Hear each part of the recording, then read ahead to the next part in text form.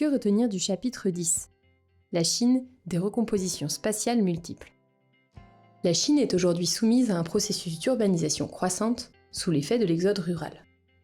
L'urbanisation se traduit par deux dynamiques de croissance parallèles. Tout d'abord, la Chine connaît une métropolisation accélérée dans les régions les plus compétitives.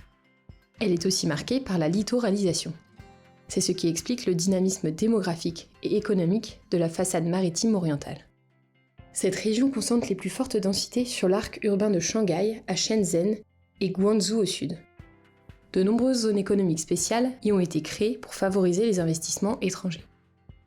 Il s'agit de l'interface maritime la plus dynamique du monde. L'espace chinois reste marqué par de forts contrastes territoriaux entre les régions et entre villes et campagnes. Des politiques d'aménagement sont mises en œuvre pour réduire ces écarts et désenclaver les périphéries. Les espaces ruraux chinois sont en mutation. Ils occupent encore une large superficie et ont une fonction agricole centrale pour la sécurité alimentaire du pays. Ils sont de plus en plus multifonctionnels et fragmentés. Le développement de la Chine soulève de nombreux défis. Les enjeux environnementaux sont majeurs.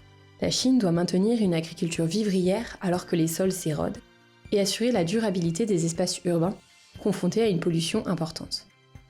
Ces défis sont aussi sociaux, dans un pays où le système politique demeure autoritaire et répressif.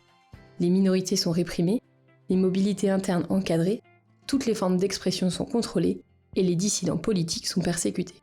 La Chine, compétitive sur le plan économique, reste donc marquée par des inégalités territoriales fortes et doit faire face à de nouveaux défis.